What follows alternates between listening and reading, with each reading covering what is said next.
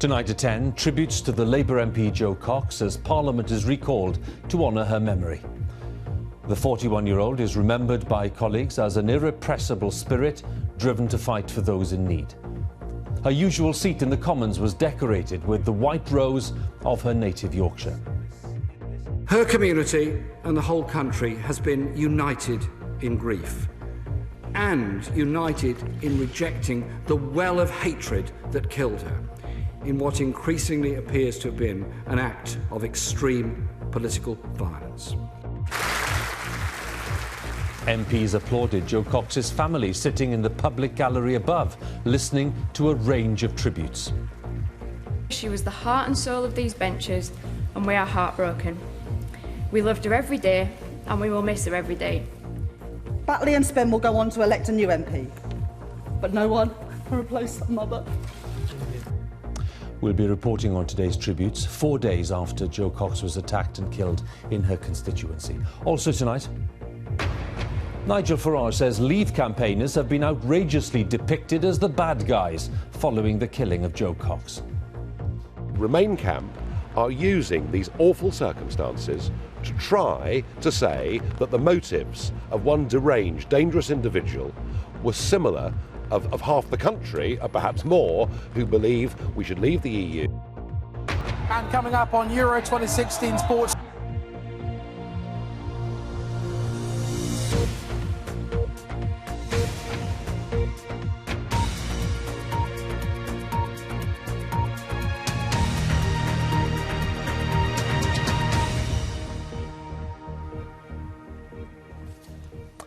Good evening. A special session of Parliament was held today to honour the memory of Jo Cox, the Labour MP killed last Thursday in her constituency in West Yorkshire. Jeremy Corbyn said the whole country had been united in rejecting the well of hatred that killed her. Mrs Cox's husband and 2 children were in the public gallery to hear the tributes, along with her parents and her sister. And during the day, an online fund in Jo Cox's memory passed the £1 million mark. Our Deputy Political Editor, John Pienaar, reports. 2 roses, white for Yorkshire and Labour red alongside, marked Jo Cox's place in the Commons. For a single unforgettable hour, Parliament was no place for parties and point scoring. One young MP's shocking death had moved many. A rose on every chest, MPs high and low hoped that maybe, just maybe, Jo Cox would leave a better politics behind. We need, Mr Speaker, a kinder and gentler politics. This is not a factional or party political point. We all have a responsibility in this House and beyond not to whip up hatred or sow division.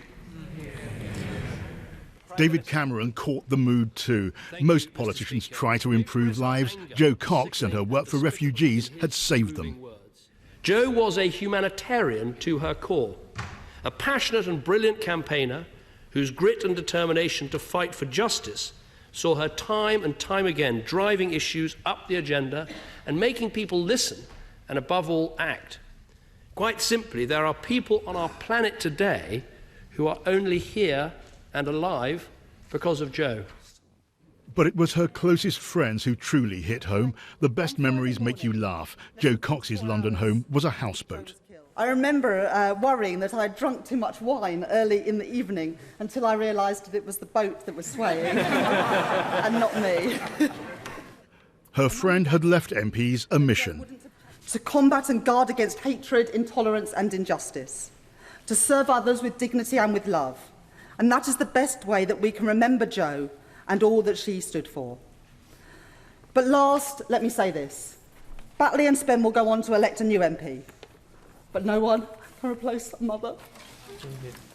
And this was a loss felt across party lines. A Conservative, not widely thought of as soft-centred, showed his feelings too. Making common cause with a crusty old Tory, she and I became co-chairs of the all-party Friends of Syria. And she was brave. She was the heart and soul of these benches, and we are heartbroken. We loved her every day, and we will miss her every day. She inspired us all, and I swear that we will do everything in our power to make her and her family incredibly proud. Yes. There was a moment more rawly political, just one. Another friend voiced what he believed would be Jo Cox's feelings about the controversial UKIP anti-mass migration poster. She would have responded with outrage and with a robust rejection of the calculated narrative of cynicism, division and despair that it represents. Because Jo understood that rhetoric has consequences. When insecurity, fear and anger are used to light a fuse, then an explosion is inevitable. Perhaps most moving, another close personal friend. The words were Jo Cox's, speaking about Syria. The tearing emotion was her own. Children are being killed on their way to school. 1 in 3 children have grown up knowing nothing but fear and war. Those children have been exposed to things no child should ever witness. And I know that I would risk life and limb to get my 2 precious babies out of that hellhole. Applause is against the rules, but they did it anyway. Every eye on Jo Cox's 2 children and her family, who'd watched it all from the public gallery. Afterwards, in Parliament Square, Jo Cox's parents, Gordon and Jean Leadbeater, joined politicians paying their respects. Those MPs' hopes of a better politics in future will soon be tested. John Pinar, BBC News, Westminster. Well, the man charged with murdering Jo Cox, Thomas Mair, appeared before a judge at the Old Bailey this afternoon on video link from the top security Belmarsh prison. The 52-year-old was remanded in custody. He's charged with murder, grievous bodily harm and possession of a firearm with intent. He's due to appear before the same court for a preliminary hearing on Thursday. Now, the UKIP leader, Nigel Farage, has accused the Prime Minister of trying to create a kind of link between the murder of Jo Cox and the Leave campaign. He said Mr Cameron's remarks implied that the Leave side was responsible for creating a bad atmosphere. During the day, the former Conservative chairman, Baroness Varzi, announced that she was switching sides because she found part of the Leave campaign xenophobic in tone. Our political correspondent, Alex Forsyth, has more details. A loss that numbed the nation and forced a pause in the fiercest of campaigns. Both sides called for more respect, less venom. But as the tributes kept coming for Jo Cox in Birstall today, so the accusations started again, with one figure claiming rivals were making political capital out of tragedy. The Remain camp are using these awful circumstances to try to say that the motives of one deranged, dangerous individual were similar of half the country, or perhaps more, who believe we should leave the EU. Provoking reactions no rare thing for Nigel Farage. This, the poster about immigration, not endorsed by the official Leave campaign, that caused such controversy. His latest accusations been flatly denied by the Remain camp. And for some, the tone of those arguing for the UK to leave has forced them to rethink and back Remain.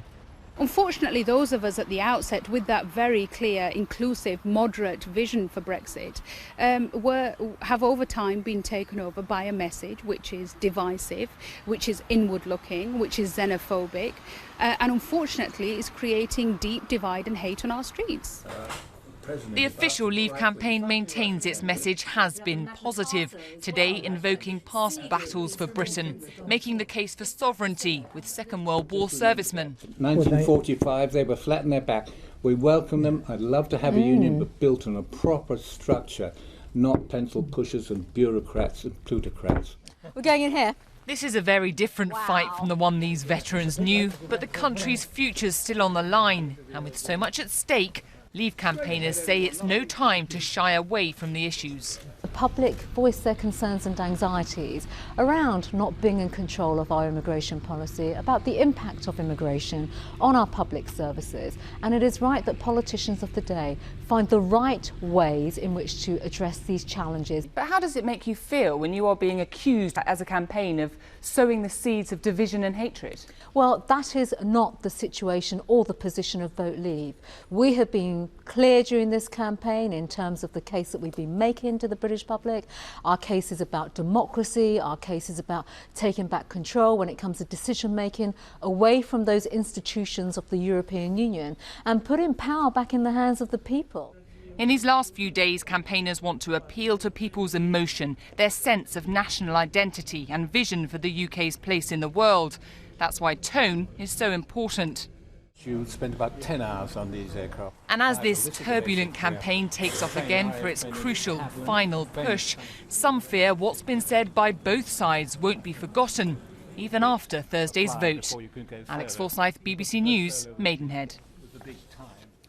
Well, David Cameron has told the BBC there's everything to fight for in the next few days and insisted that he'd fought a positive campaign despite all the accusations of scaremongering. He said he wanted to be certain that he'd spelled out all the risks of leaving the EU. He was on the campaign trail in Birmingham and in Oxfordshire, and he's been speaking to our political editor, Laura Kuensberg. Not a minute to lose. It's easier to get around when police motorbikes clear the way. Thanks for letting us come along and see what you do. The Prime Minister's path has not been as smooth as Number 10 had planned. And it's important for your business for these... It's a race, helped by some Labour faces, to see how many times he can repeat the mantras. Good. Hi there, how you doing? How many hands he can shake.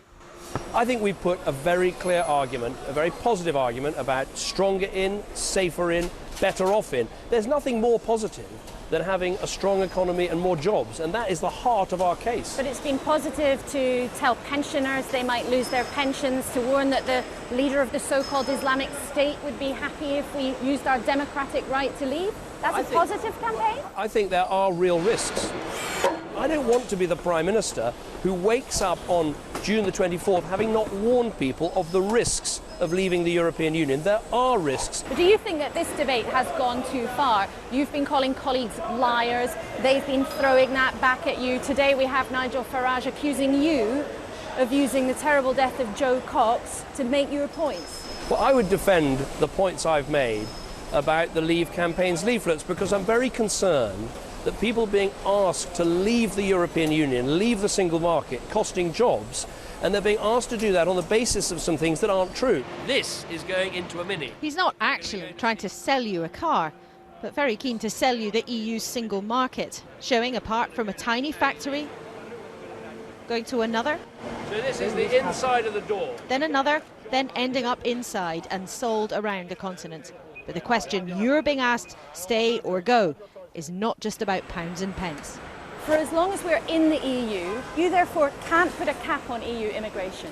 What we can do is make sure that, yes, of course, British people are free to go and work in France and Germany and Italy, and European nationals are able to come and work here. But it's not an unrestricted right. If someone is on benefits and can't find a job and can't support themselves, we can ask them to leave. You've said voters deserve politicians telling them the truth. It is true to say if somebody doesn't break the law, if they're not making any claim on the state, if they're from an EU country, they can come here in as many numbers as they want. We can't limit it. Well, it's true that British people can go and work in France and Germany and Italy, as many choose to, and there are 2 million Britons living abroad whose rights are guaranteed. And if Europeans want to come and work here, they can. And let's celebrate for a moment the fact that there are 50,000 EU nationals working in our health service. Do you wish you'd made a more positive case for immigration?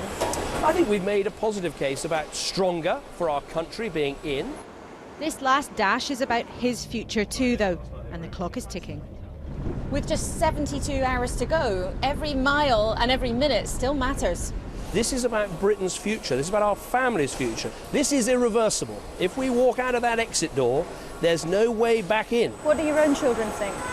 Well, Nancy and Elwyn are old enough to have been talking about it, and Nancy stole all my Stronger In badges out of my box last night and took them off to school, so she's quite passionate about it.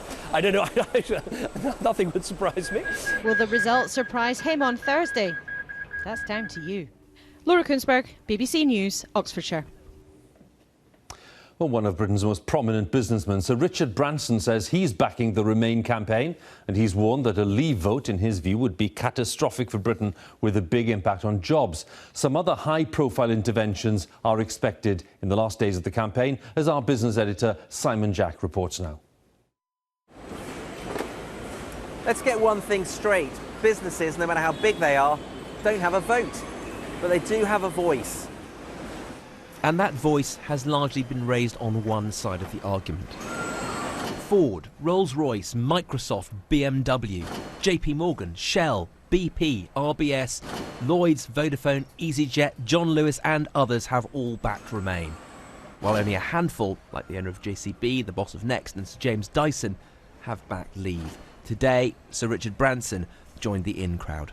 I'm very fearful that if Britain loses a market of 500 million people, that it'll be catastrophic for Britain. Big business leaders will sign one last joint letter this week pressing the case for Remain. Critics say these are all establishment voices with a vested interest in the status quo.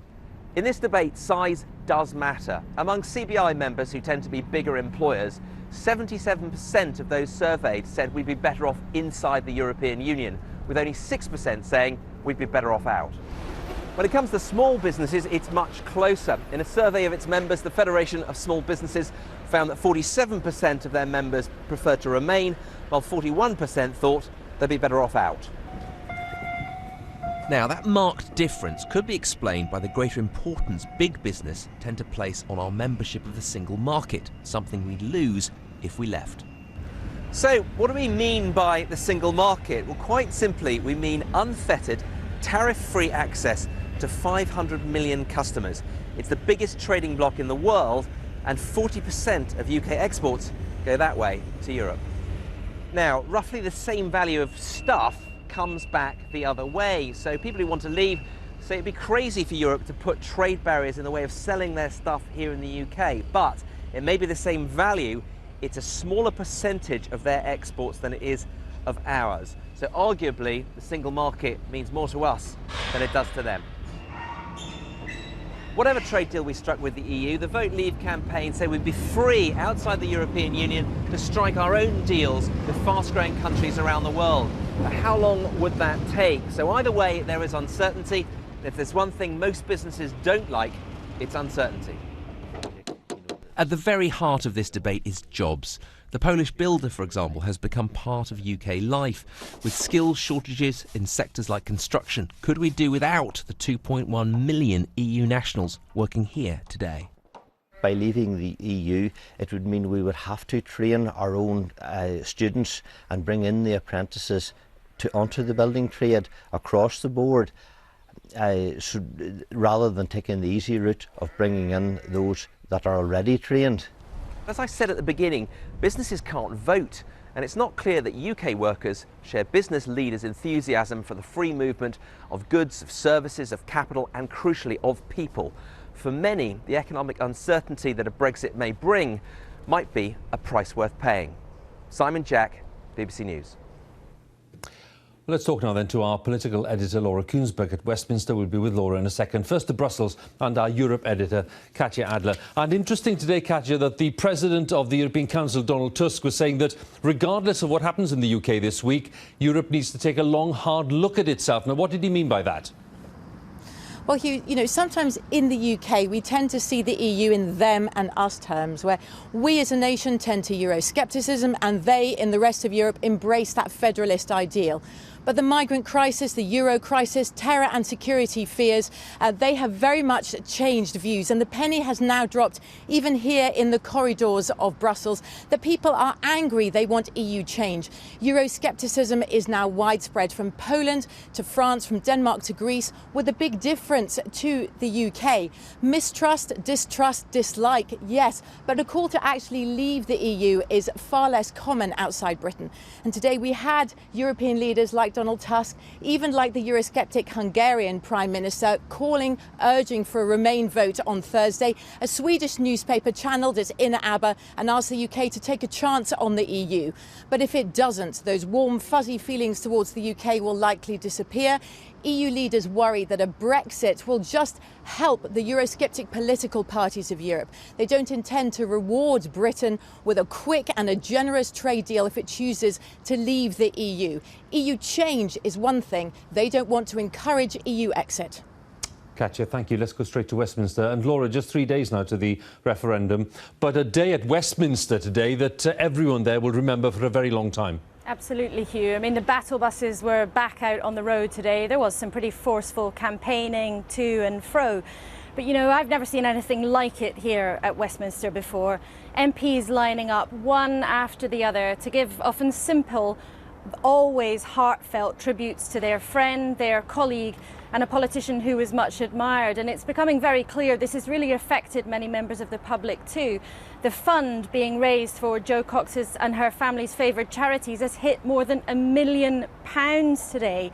And I think, you know, inevitably at a time when the country is on the verge of making a momentous political decision, that's a reminder that politics and real life, even though they might seem it, are not parallel universes. No campaigns happen in a vacuum. And one minister described it to me as if an alarm clock had gone off, stopping the debate just when it was in full flow.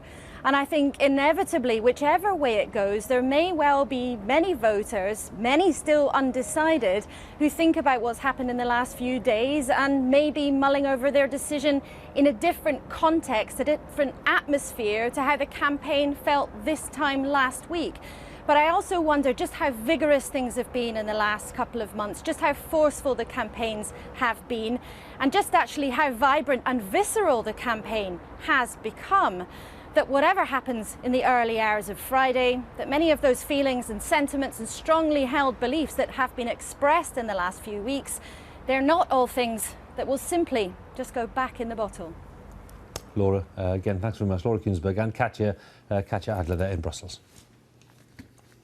I should remind you that you can find out more information on what both sides are saying about those central issues in the campaign ahead of the referendum, which of course is taking place on Thursday. Have a look at our website, bbc.co.uk/news, and then you'll see the links there to the referendum section and all the blogs by Laura and others and background analysis too. Let's have a look at some other news stories then. The former Sheffield United striker Ched Evans, who faces a retrial in October over rape allegations, has joined League One side Chesterfield on a one-year deal. Evans was jailed in 2012 for raping a 19-year-old woman, but the Court of Appeal quashed his conviction in April. Chesterfield's chairman said the club had decided he should be welcomed back to football despite his forthcoming retrial. 3 12-year-old girls from Salford who became seriously ill after taking ecstasy are now said to be in a stable condition. The girls took the drug at a Salford shopping centre. Police say a man and a woman have been arrested. It's thought that the girls are among the youngest people in the UK to have fallen ill after taking the drug.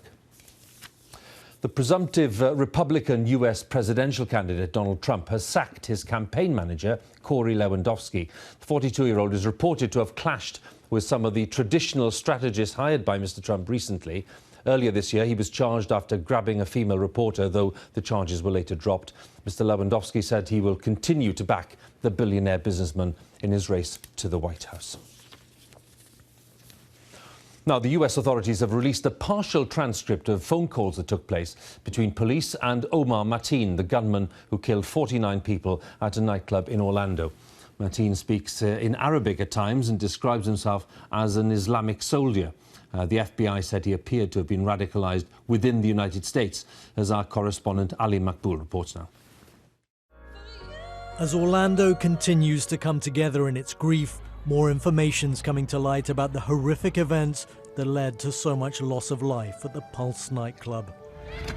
The night of the attack, it's now known police were negotiating for nearly half an hour over 3 different phone calls with the killer, Omar Mateen.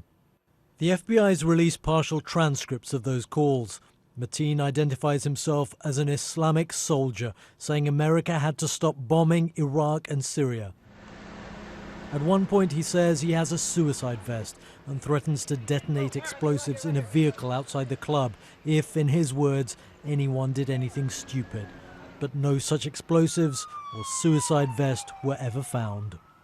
While we're not releasing the audio, what I can tell you is that while the killer made these murderous statements, he did so in a chilling, calm, and deliberate manner.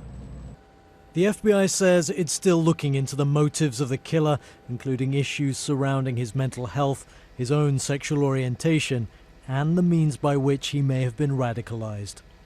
Well, while that investigation's going on, so too are efforts in the Senate to get better gun control. The first votes on the issue in response to what happened in Orlando are due in the coming hours.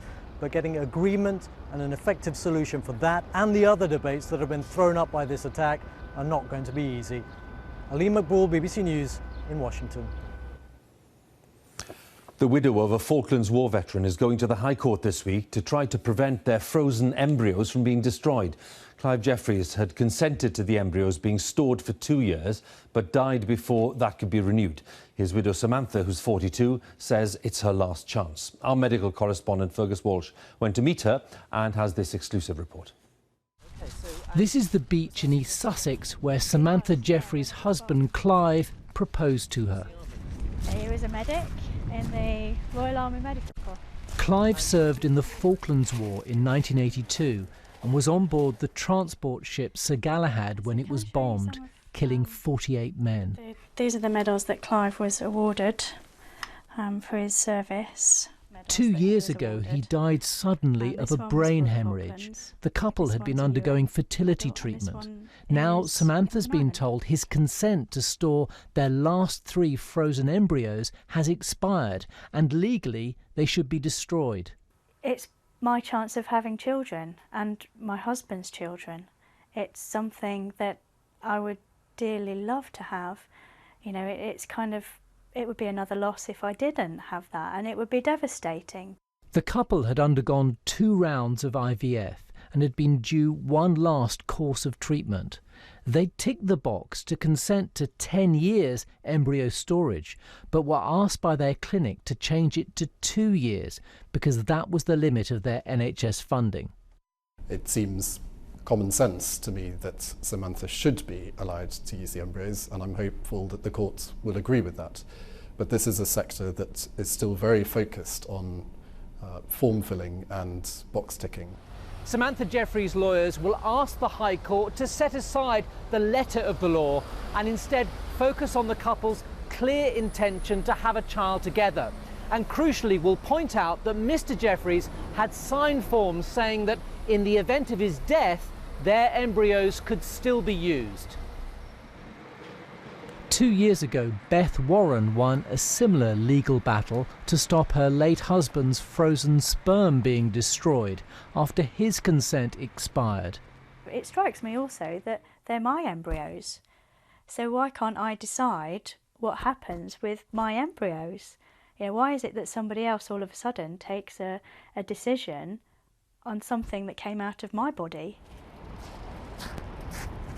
Samantha Jeffreys' predicament would not have happened if her fertility clinic had followed national guidelines saying that storage consent periods should not be tied to funding limits. It's now changed its policy and is paying her legal costs. Fergus Walsh, BBC News. Now, in Euro 2016, Wales and England were in action tonight. Highlights are on BBC One following the news. It's been a great night for Wales, whose footballers made history by beating Russia 3-0 to win their group and qualify for the last 16 of the competition for the first time. Let's join Howell Griffith, who's in Toulouse. Hugh, after a 58-year wait to play in a major football tournament, Wales arrived in France a little unfamiliar with how all this is meant to work. Normally, small nations go home first. Underdogs rarely get to top the group. But tonight, that's exactly where Wales sit, at the summit of Group B, above England, far beyond expectation. The fans who arrived here in Toulouse, fearing it could be the end of the road, instead are on an incredible journey.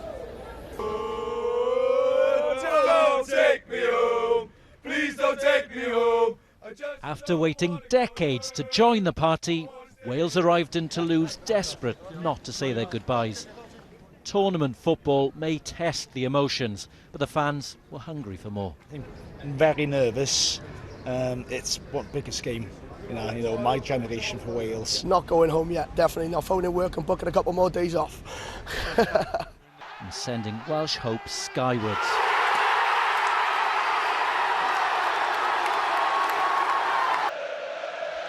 With Russia routed, the whistle has gone. There were simply no words left. Sometimes it's okay to cry. Well, Wales are joined in the last 16 by England, who came second in their group after being held to a goalless draw by Slovakia. Our sports editor Dan Rowan watched that match in Saint-Etienne tonight. Lana to ensure it was goalless at half-time. England once again struggling to get the crowning moment their pressure deserved. backdrop as chance after chance came and went. The Slovakia defence hanging on. Today is okay. We realised that we wanted to top the group. You know, that was the aim from the start. So we're disappointed that we haven't done that, because we had the opportunity to do that tonight. And I thought the play and the possession and everything else that we did tonight, it sounds obvious to say, but we did everything but score. Well, England played a dangerous game here in Saint-Etienne. Against Wales in their last match, Roy Hodgson's selection decisions paid off. Here this evening, they most certainly backfired. They know they have a week now to get it out of their systems. They won't play until a week tonight in Nice, but they'll have to wait until Wednesday evening to know exactly who they'll play. It'll be the runners-up in Group F. Now, that could be the likes of Iceland or Hungary, which England won't mind at all, but equally it could be the much more dangerous Portugal, with Cristiano Ronaldo as well, of course, and that country has knocked England out plenty of times in major tournaments in recent years. Certainly, Roy Hodgson took a bold decision here this evening, and while England are through, there's no doubt there will be questions about it, because what it means ultimately is that their route potentially through this tournament has become much more treacherous.